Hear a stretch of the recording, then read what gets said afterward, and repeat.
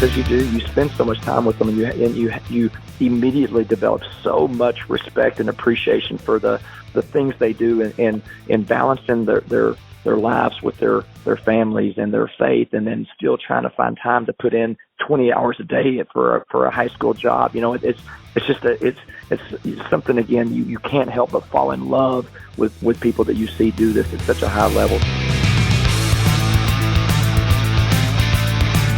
My next guest is a coach who has coached at every level, from the smallest to the absolute largest in the state. And he has learned there is a lot of similarity no matter where you are. I will introduce you to Coach Lee Wiginton right after this.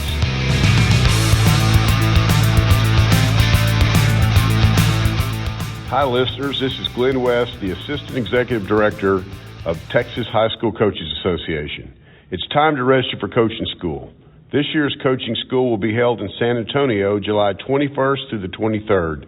And in addition to the 250 lecture hours that we offer, we'll be adding a second turf field that will allow soccer, baseball, and softball demos.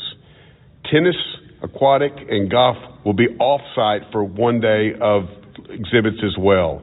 Basketball court will be moved from a half court to a full court. You're all not going to want to miss this.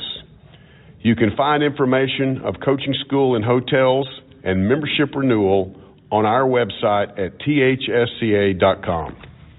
Did you know that you can use podcasting to not only share the great news about your athletes and your programs, but as a fundraiser for your booster club? Yes, Lone Star Gridiron produced the 5th podcast in history and has been doing it nearly 20 years. We are expanding now to do shows outside of football. So whatever your sport, reach out to us at 713-269-4620, and we'll discuss how you can use this amazing tool to supercharge your program. And the best part, we do all the heavy lifting.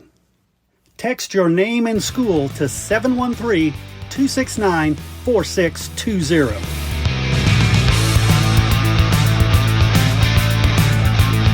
All right, everybody, join me in welcoming Coach Lee Wiginton to the show. Coach, how are things today? Boy, outstanding. A beautiful day here in Allen. We got to do a little football bright and early, and a little overcast, really nice weather outside. Our kids are working incredibly hard, fired up, with their coaches, the attitude they bring every single day, and which makes my life so enjoyable. I love that. And I want to dig into the Allen thing because that's a pretty big deal. But I want to back up. Talk to me about, even as a kid, from what I heard, you knew what you wanted to do in terms of coaching. Yes, I grew up, my dad was a coach, and he, such a phenomenal role model. But he was also one of those coaches that, back in the day, they did a, career ladder for teachers, and he was always the highest ranked teacher on campus. And, I took a lot of pride in just, seeing from, again, young age, I'd go sit with him in school in his room before they'd take me over to my class, just as he'd spend the time preparing for his class, and the amount of effort and detail he put into that, which he also put into coaching, but also put into to loving and raising his kids. And just as it was something that I took and appreciated, and said, man, what can I do in this life to be like him? Wow. Well, and for you, and I don't know what age that was, but to recognize that, the rest of us at that age were all going, wow, sports is fun. You're like looking at the big picture already. Yeah. And it wasn't that at that age I'm saying, I want to be a coach. It was It was more just the love and appreciation of my dad, and just having so much respect for him. It wasn't that my mind was geared at that young of an age of what do I want to do? I want to be an offensive minded coach. I want to be I want to do this. I want to coach this. It wasn't those thoughts, but it was, I knew that I wanted to be like my dad. Nice. Yeah, that's great. Anytime you have a role model like that you want to be like, a lot of people don't have that blessing. Yeah, no, such a tremendous blessing. It was, and it was, and think about those days every day. Nice. And so when did it dawn on you that your way to be more like your father was through coaching? Yeah, great question. So again, just spending all that time, around him, wanting to be like him. I went to Angelo State and was on the football team for 2 years. And after the second year, I realized that the game had probably passed me by ability wise. And I back at that time, you used to have a card that you would go into a big open area in one of the big buildings, and you'd go from table to table. You'd go to the math table and pick. You'd say, hey, I need Cal 2, and I'd get the Cal 2 sticker for whatever time I had available. They'd put it there, and there was an athletic table, and over the break, I'd been thinking and praying about it, and I went up to the football table, and I said, guys, I think I've decided. I think I'm ready to, hang up the cleats. And, they were really, really nice and said, we'll miss you, blah, blah, blah. And I walk on to go get my stickers, and then they holler across the atrium area, and they used to call me Lee Boy, and they said, Lee Boy, come here. And I go back over there, and they said, how about you coach with us? And at Angelo State, we had 5 coaches. We had a head coach, and then 2 offense coaches and 2 defense coaches. That was the staff at a Division II football. I don't know what it is today. It might not be different today, but I said, well, guys, I appreciate you asking, but I said, I'm not going to go out here and coach these guys. I'm going to go out there and coach them. And they're like, but Lee, you couldn't even do what you're telling us to do. And they said, no, trust me, we wouldn't ask you if we didn't believe in you and we didn't know that the guys on the team would respond to you. And I said, man, I'm really, I appreciate it, but this is almost overwhelming. I said, let me chew on it tonight, and I'll come holler at you guys tomorrow. And I went home, and remember I called Dad, and you could just hear the excitement in his voice, and it was from that conversation it was done. So I went to him tomorrow, said I'm in, I can't wait, and I did. I was a student coach those last 2 years as I finished up school, and that was it. And at what point, or what influenced you? What coaches influenced you that you said, "Hey, I can be like my dad through this coaching thing because these guys have it too." Yeah, Freddie Jonas was. I mentioned, there was the 5 coaches. He was the offensive skill coach, and he was the one that I spent a ton of time around, and he was a huge influence in that. He was. It was just such a genuinely nice guy, but, was able to talk to me about a lot of different things. And then he was the one that really pushed for me to do this. And the whole time in that role, he would continue to encourage. He'd encourage, continue to talk about, different routes and different avenues to get to where, he thought that I could get in this profession. And so he was an incredible influence. And I think that when you talk what to get me in the door, it was those 2. And then there was a guy, Dan Gandy, who was at San Angelo Central, and I was able to do student teaching there at Central. And Dan Gandy allowed me to get involved with football at that time. And he was very influential in me immediately going from the graduating college into middle school, high school, as opposed to do I ride it out and do I go the college route? And I finished up, and I ended up graduating at midterm, and he called and said, hey, I want to place you at a campus. We have a middle school coordinator retiring. I'm going to bump some people up, but I have a middle school job I can put you in January. Would you be interested? And I said, yeah, let's go. You go from waiting tables and whatever you can as a college job, which I did, as much as I could. 2 or 3 different jobs at a time and would have a little bit of money, but then they say you can actually get a real consistent paycheck. I said, man, I'm doing this. And I thought this was the best thing ever. And about midway through that spring semester, he talked to me about moving up to the high school staff. So I was going to stay there at San Angelo Central with him. And my dad, of course we talk daily, but they had a position coming open there in Lampasas, which is where I graduated. And I was really torn. I said, do I go back home with Dad right now, or do I sit here and do this while I'm kind of starting to make a name and have an opportunity here? And I was really leaning towards that, if not for sure going to do that, stay up there in San Angelo. And Coach Gandy called me in right at the end of May, and he said, Lee, he knew that Dad wanted me to come home, and he said, I don't want to tell you to go home right now, but I'm telling you that San Angelo has told us we're on a hiring freeze. He said, I'm optimistic that come July, they're going to lift the freeze and that everything's going to be fine and we're going to be able to have you up here in the high school. But I want you to know that there's a chance that that doesn't change. And I said, okay, well, Coach, I'm ready. I'll wait. And he goes, I just want to tell you, if you were my son, I would probably say the safe thing to do is to go back home because you have that guaranteed right now. And I said, Coach, I'm fine waiting. He said, I'm fine if you want to wait. So I once again went home and called Dad, and Dad said, like, I don't know that this is wise. You probably need to come do this. And then I did. I went back home for that year and had a great year. Coached, football, girls basketball, baseball. Loved all three of them. And then that next year I had a chance to go. I was adopted, and the man that was, great friends with my parents, and actually with my parents the day they picked me up from the hospital, became the head coach in Bastrop that next year. And both me and my dad, our family, we moved up there and had a chance to coach there for 5 years. So that's kind of the jump start to everything in the career. And talk about that brotherhood of coaches and how tight they are, because in so many industries, it's competition to people doing the same things as you, but it's not with coaching. It's not, but it is, and it is, but it's not, right? We want to do everything we can to beat you. We want to do everything we can to, when we step between the lines, to do it better than you do it.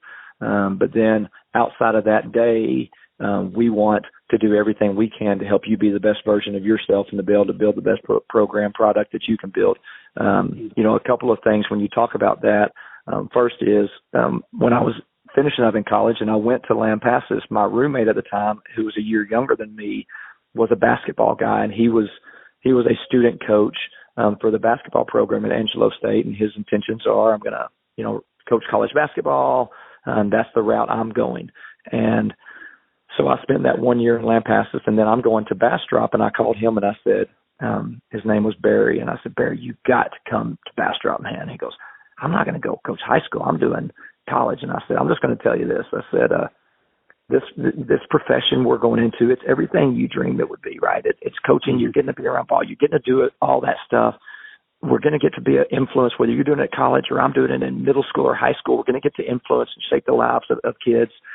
But the thing that puts it over the top is the brotherhood of who you work with. And I said, I'm just telling you, if you come right now, it's going to be different level. We're going to still get to be tight friends, but we're going to get to do what we love together at a high level. It's going to be awesome. And he said, all right, I'm coming. And he did. And it really, that has never changed. You look at, as you bounce around in the profession, my best friends are coaches. They're the people on your staff because you spend so much time with them, and you immediately develop so much respect and appreciation for the things they do and balancing their lives with their families and their faith, and then still trying to find time to put in 20 hours a day for a high school job. It's something, again, you can't help but fall in love with people that you see do this at such a high level. So that brotherhood, again, is something that it doesn't matter if you work with them. And again, it bleeds into the other schools.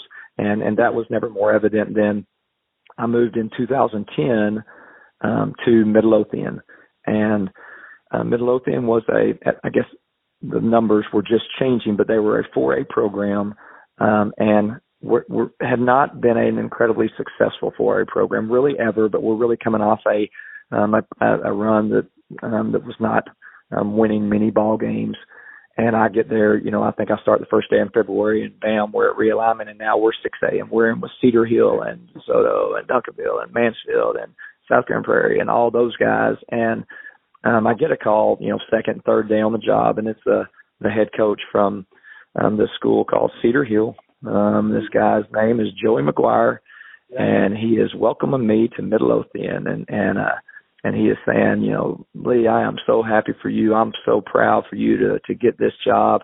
I want to let you know I live in Midlothian and I love Midlothian, and I'm happy they got you. But way more than that, He said, I want you to be successful. And he said, I will do everything in my power to help you now and forever in this profession. And he said, I want you to know that for 364 days a year, it's all about what I can do for you. There's one day a year I'm going to do everything I can to make sure that Cedar Hill beats Midlothian, but it's not personal. I love you, and I'm here for you, and that message is Joe, and that's who he is, and that's why he's where he is today. But that conversations he's had with thousands of people, and it's not just Joey, right? It's you alluded to it. It's the profession. It's what this profession is about. It's what Joe Martin did for years and years and years while he coached, and what he's continued to do years and years and years as executive director of THSCA. It's what Glenn West did all his time as a coach and continues to do. It's what the profession is about. It's about loving what you're doing and loving competition, thriving on competition, but also knowing that, you know what, I'm not holding anything from you. I want to share what I can with you, and I want you to be great at it. But then I'm going to do it a little bit better than you. So when we step between the lines, I still find a way to come out on top. It's everything about it is feeding your need and desire to be competitive, but also doing that in that genuine love and appreciation of the brotherhood. I love that. Talk about how coaches are salesmen and psychologists and how it's a lot more than X's and O's. Well, you have to be in this day and age of hiring because it's harder and harder to convince people to get in this profession that we love so much. There's a lot thrown on us as educators and probably in so many people's minds, the uncertainty of what's happening with school finance and all these things out there. So there's, we've got to continue to work hard to get people in the profession because it's still the same profession. It's still the same profession that I got into and loved as I got into it and will love until the day I leave it, which I hope is years and years and years from now. But we've got to get their foot in the door. And then when they do, you're going to have people, and what you hope, because of the brotherhood of helping those outside of your program, you also want to grow those within your program, and you want them to grow and become the best that they can become. They desire to go become coordinators and go become head coaches. Well, you're only going to have one of those on the offense side of the ball and defense side of the ball on your staff. So you want to do everything you can to help them become whatever they want to become. Well, when that happens, that means you have holes on your staff. So then you both got to go out and be a salesman, and you've got to do the things that you talk about. But it still goes back to that brotherhood that we talked about earlier. It goes about the networking and the genuine friendships you develop in the profession, and I think that coaches, and I hope, I've interviewed for a couple of different places. I've coached at every classification, so I was at 1A, 2A, 3A, 4A, 5A, 6A, and as I've gone and I've sat in interviews, I've told them, I said, I'll give you references, and the references that I'll give you, it'll be, every principal that I've worked for, every superintendent that I've worked for, and if there was an AD involved, every AD that I worked for, if there was a head coach, every head coach. But I'm also going to give you the names of everyone that I coached against, and I hope that you will spend time to reach out to them, because that's really, I think, what this profession is about, is that while I'm on that other sideline, and yes, literally during that game, it's everything I can do to beat you. And it's not, I'm not thinking about the fact that you're my friend during that. I'm just not, and it's that.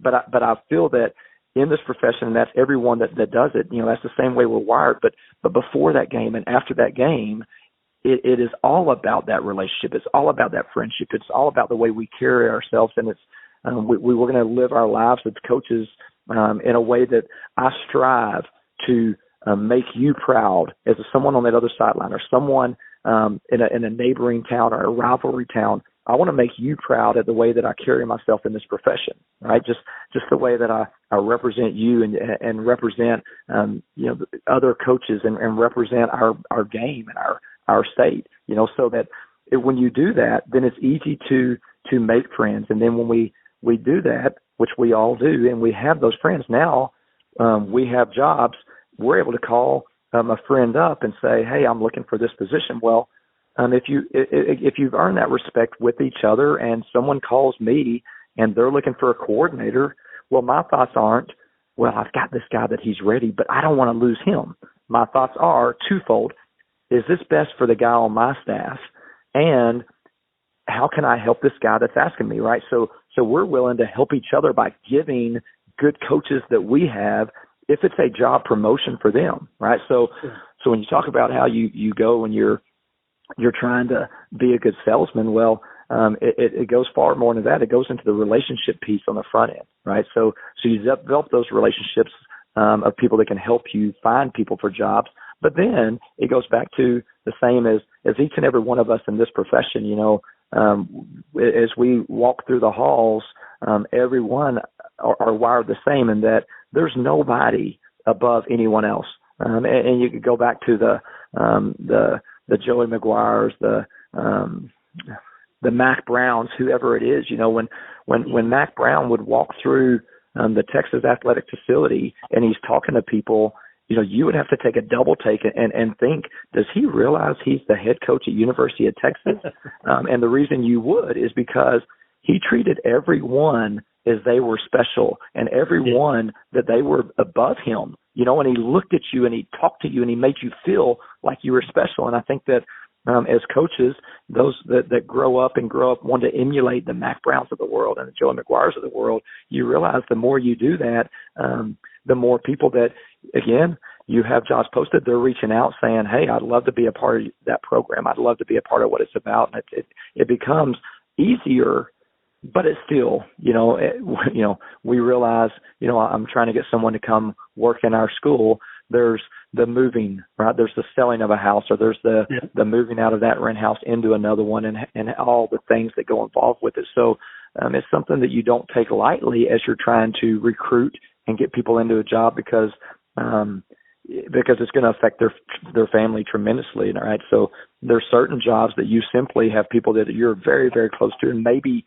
they want to come, or maybe, you're struggling.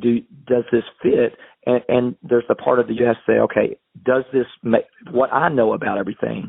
Does this make sense for them and their family as well? So there's a big balancing act, but again, the whole thing is circled around relationships. Excellent. And I'm going to give you a chance to demonstrate the coach's role as politician. You mentioned you coached at all the different classifications. Tell us about the differences you find between those. Yeah, the differences are harder to describe than the similarities, so let me just start with similarities. What I found, I was in Bastrop, which I mentioned, and then my first head coaching job was in 2000 at 1A Bosqueville, and we would have, we worked hard. I mean, we had literally almost every boy in high school come out and play, and when we snuck up on 44 to 45 numbers in high school football, we were really, really doing good. And we would carry 23 on our varsity, and 22 of them were starters. We just believed that we wanted 11 stars on offense, 11 stars on defense for a number of different reasons, but one was for involvement, right? But what I realized there is that I'd come from Bastrop, which was a 4A high school, which is now 5A when the numbers changed. But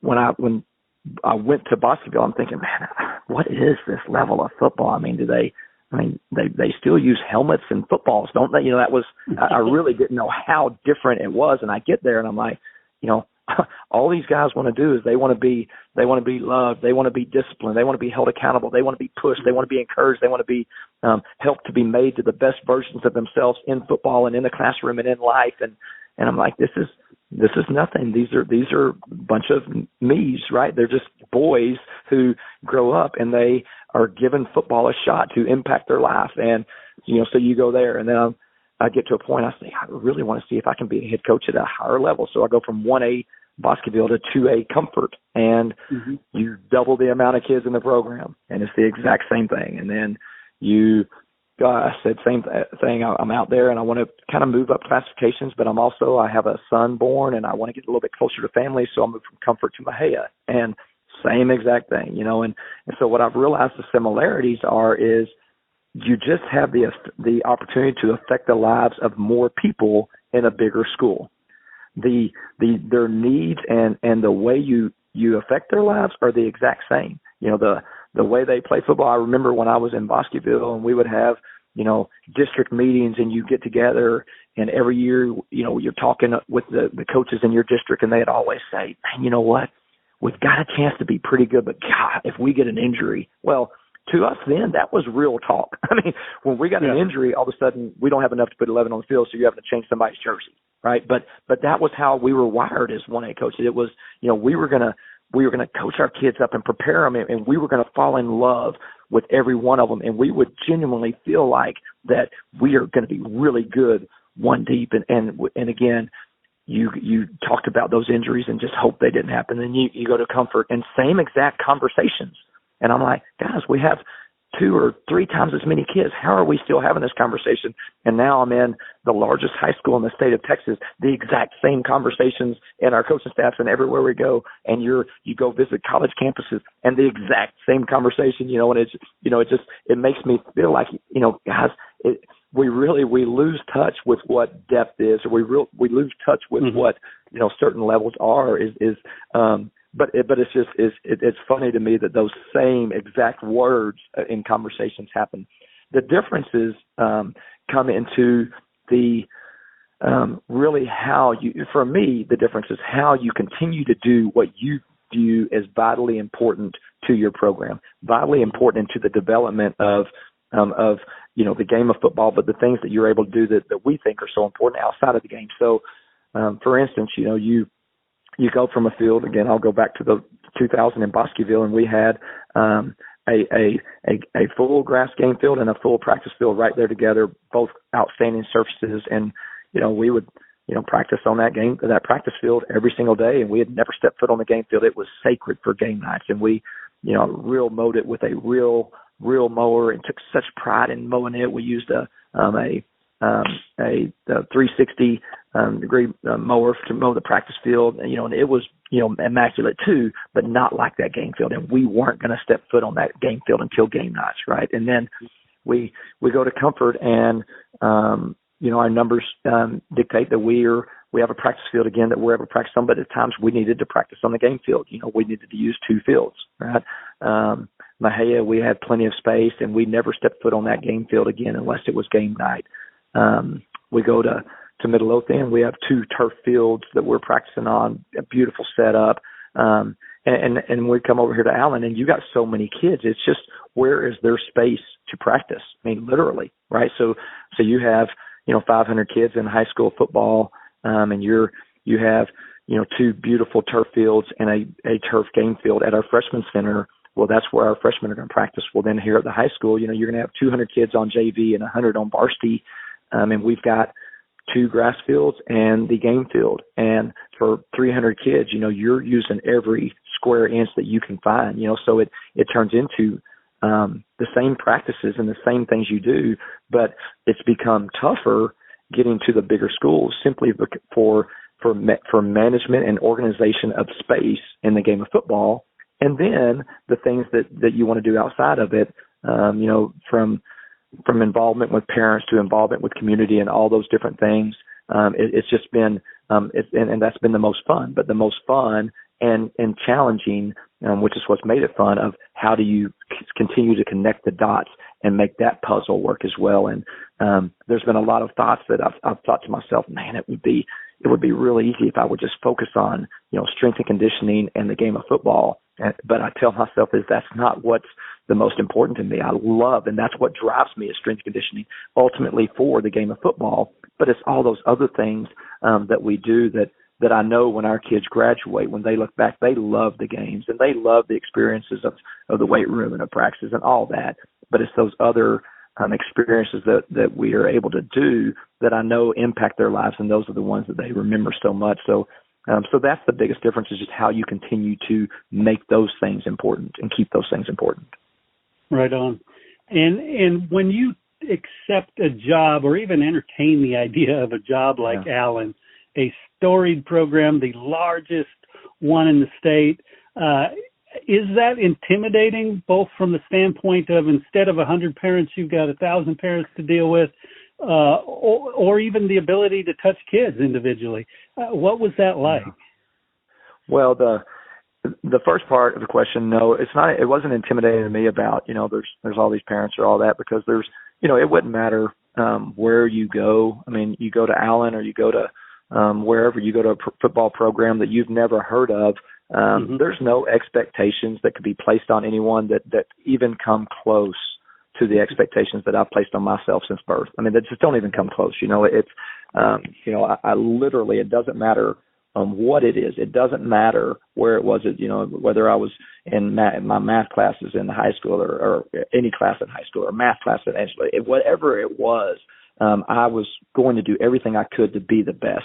And it failed most of those times, but that was my mindset and that's my desire and that's how I'm wired. So, parent expectations, there's simply, there's more parents here. But the expectations of these parents are no different than the expectations that I had in 1A Bostonville. Our parents wanted to win, and they wanted us to be the best at everything we did, but they also wanted their kids to be loved and be treated fairly and all those things. So those are the way you're wired. But for me, for a place like Allen, the first thoughts were there's, again, Joe Martin, I'll mention his name again, but coached here, and he is an absolute hero of mine, right? So the first thought is this a place that I go and I can genuinely find a way to make him proud in that role? And that was literally one of the first thoughts when the name Allen pops up. So that was, I don't know, intimidating, but that was something that certainly drove in the thought process. And then when it finally got time and you get the job and you're there, and that was the initial drive, and it's still in the back of my mind daily. One of the things that I did was reached back and called the head coaches, all the previous head coaches, going all the way back to Todd Graham, who was just before Joe Martin. And visited with each of those for, some a very, very long time, but all, at least an hour about, what I need to know, what they want me to know, what they think is important for me to do to continue what they worked so hard to build, and then just, anything else I need to know about the job. And that was incredible to just be on the phone with those men. But, in those conversations, two of them really stood out to me. And one was when I visited with Chad Morris, who was here. And when he talked about the magnitude of this job, and I'm thinking, you just left SEC Arkansas, and when you hear about how big everything is here, and again, it's not, our stadium is big and the history and the past is big and all that, but it's not even just that. It is really just all the moving pieces. It's a lot, and that was big. And then, I talked to Todd Graham, who, and I don't remember the numbers he said. I could pull out the notes, but he said, Lee, I left Allen and I've been an FBS head coach. I think he said at 6, maybe 7 FBS programs since I left Allen. And there's not a bigger job, a more pressure-filled job, a more important job that I've had than the head football coach of the Allen Eagles. And again, I'm sitting here thinking of all the places he's been. And then, so now you start saying, good night, how on earth did they end up with someone like me in this role? So that's the first thing is it doesn't fit in my mind, but then it immediately flips to, okay, so yes, it's about how am I going to make the Joe Martin proud, but then how do I live up to all the things that they described, and how do I connect the dots and continue? And it just immediately turned into that. I don't know how long that I'm going to be blessed to be in this place, but I do hope that each of those men that I spent time on the phone with, either on the phone or in face-to-face, I hope that they look back and say that Lee Wiginton is a piece of the puzzle that makes us proud to continue what we worked so hard for at Allen. I love that. And finally, Coach, everybody thinks of Allen Eagles. They think of football. But what maybe has surprised you, or what have you been enlightened to about some of the other sports at Allen that you're like, wow, we've got some really good teams here? Yeah. Well, a number of things.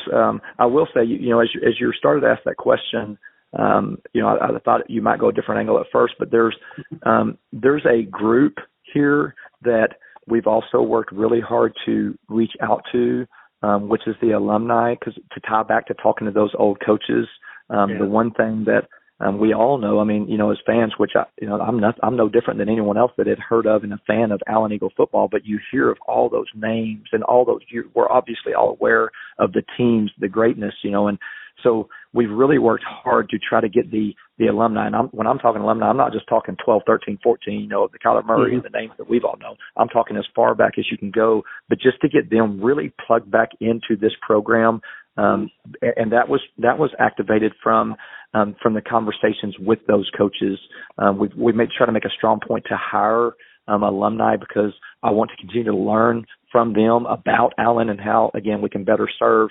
But then leading into all the other sports, we probably solely think about Allen as a football town because we're in Texas and, football is such a big deal in Allen. But Allen is led by, tremendous leadership. You go back to an athletic director who was here forever, the stadium named after, Bubba. I mean, just a tremendous leader of men and women and so much pride in the school that he led for all these years. And then he's able to pass the torch to our current athletic director who was with him forever and ever in Kim Garner. And you have them and it's not that they've just built a football dynasty, that they've built programs and they plug into programs that have continued, that have been successful year after year across the board, and it doesn't matter if you're talking swim dive, it doesn't matter if you're talking tennis, basketball, all those.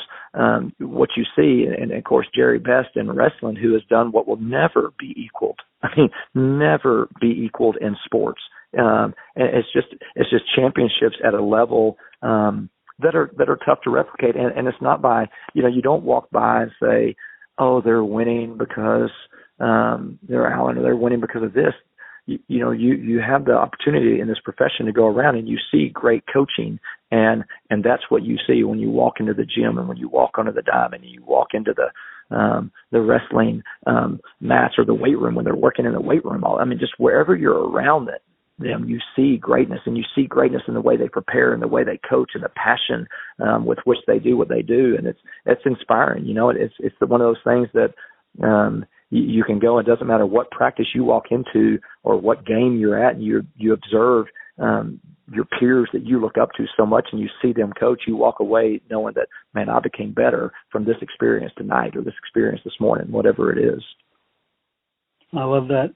Coach Lee Wiginton, I want to thank you so much for sitting down, sharing a little bit of your story, man. Well, thank you. Thank you for what you do. Thank you for your talk with coaches. You say you get to do that all the time, and thank you for doing that. There's not a greater people to celebrate than coaches, and I thank you for doing that. I thank you for what you're doing for our association and for coaching in the state of Texas, across the nation. What you're doing for coaches is good for kids, so appreciate you.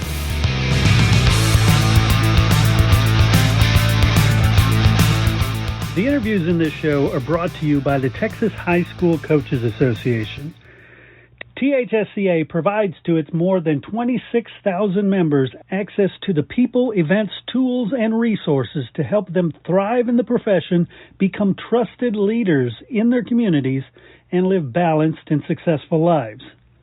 The work and sacrifice coaches do every day is vital to the development and success of student athletes. The THSCA supports these efforts. We fight for every coach, provide them with the connections and resources to improve their lives, and help all student athletes throughout the state enjoy lasting success. The mission statement is simply this: to help and serve Texas high school coaches as they work to help and serve student athletes. Helping coaches help kids. For more information on the THSCA, visit www.thsca.com. Hey, of course, I want to thank our guest, but I also want to thank you. I want to thank you for giving me what I consider the most valuable thing you can give, your time and your attention. And I know you don't do it to hear me. You hear it for the great messages provided by the THSCA. And hey, if you'd like to associate your company with the THSCA and the Coach's Call podcast, limited sponsorship opportunities are available. You can reach out to me, Chris Daly, 713-269-4620, or head over to my website, freshmediaworks.com. Once again, thank you so much for supporting Texas high school coaches. Please share this show out to everybody you can so that we can help share these important messages. Thanks again, and we'll catch you next time on The Coach's Call.